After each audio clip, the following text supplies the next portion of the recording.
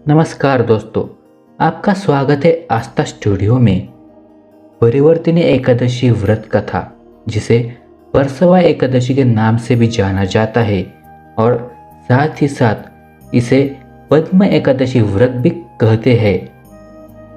युधिष्ठिर कहने लगे कि हे भगवान, भाद्रपद शुक्ल पक्ष एकादशी का क्या नाम है, इसकी विधि तथा इसका महात्म्य कृपा करके कहिए। तब भगवान श्री कृष्ण कहने लगे कि इस पुण्य स्वर्ग और मोक्ष को देने वाली तथा सब पापों का नाश करने वाली उत्तम वामन एकादशी का महात्मा मैं तुमसे कहता हूँ, तुम इसे ध्यानपूर्वक सुनो। यह पद्मा या परिवर्तिनी एकादशी जयंती कहलाती है। इसका यज्ञ करने से वाजपेयी यज्ञ का फल मिलता है।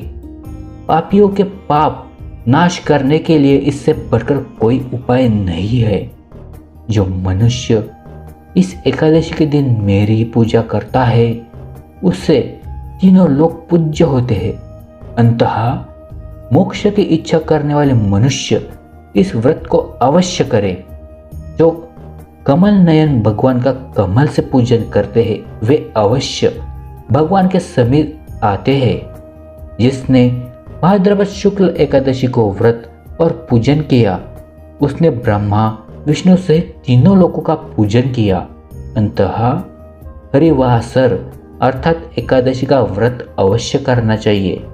इस दिन भगवान करवट लेते हैं, इसलिए इसको परिवर्तिनी एकादशी भी कहते हैं। यह एकादशी जयंती एकादशी भी कहलाती है। इसका यज्ञ करने से वाजपेयी यज्ञ का फल मिलता है। भगवान के वचन सुनकर युधिष्ठिर बोले कि भगवान, मुझे अति संदेह हो रहा है कि आप किस प्रकार सोते हैं, करवट लेते हैं तथा किस तरह राजा बलि को बांधा और वामन रूप रखकर क्या क्या लीलाएं की। चातुर्मास के व्रत की क्या विधि है तथा आपके शयन करने पर मनुष्य का क्या कर्तव्य है, तो क्या आप मुझे विस्तार से बताइए। श्री कृष्ण कहने लगे कि हे राजन, अब आप सब पापों को नष्ट करने वाली कथा का श्रवण करें। त्रेता युग में बलि नामक एक दैत्य था। वह मेरा परम भक्त था। विविध प्रकार के वेद सूक्तों से मेरा पूजन किया करता था और नित्य ही ब्राह्मणों का पूजन तथा यज्ञ के आयोजन करता था। लेकिन इंद्र से द्वेष के कारण उसने इंद्रलोक तथा सभी देवताओं को जीत लिया। इसके कारण सभी देवता एकत्र होकर सोच विचार कर भगवान के पास गए। बृहस्पति सहित इंद्रादिक देवता प्रभु के निकट जाकर और नतमस्तक होकर वेद मंत्रों द्वारा भगवान का पूजन और स्तुति करने लगे। अंततः मैंने वामन रूप धारण करके पांचवा अवतार लिया। फिर अत्यंत तेजस्वी रूप से राजा बलि को जीत लिया। इतना वार्ता सुनकर राजा युधिष्ठिर बोले कि हे जनार्दन, आपने वामन रूप धारण करके उस महाबली दैत्य को किस प्रकार जीता। तब श्री कृष्ण कहने लगे, मैंने बलि से 3 पग भूमि की याचना करते हुए कहा, ये मुझको 3 लोक के समान है और ये राजन, यह तुमको अवश्य ही देनी होगी।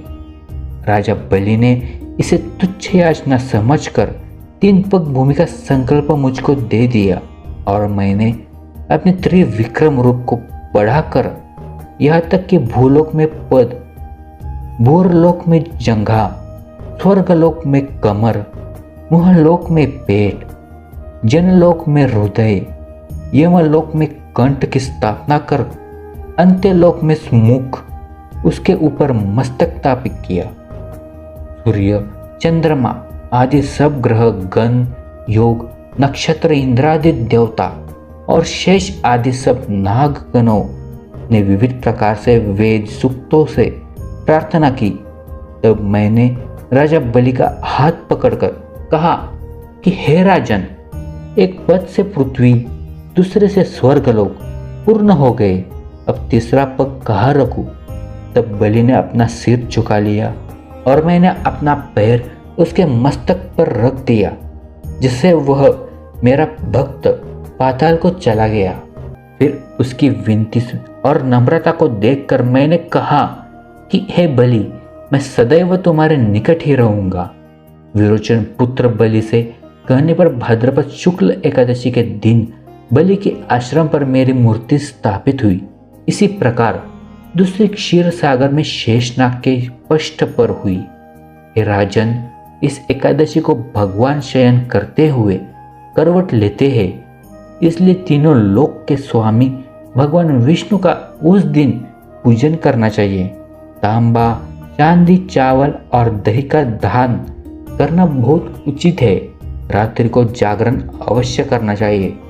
जो विधि पूर्वक इस एकादशी का व्रत करते हैं वे सब पापों से मुक्त होकर स्वर्ग में जाकर चंद्रमा के समान प्रकाशित होते हैं और यश पाते हैं।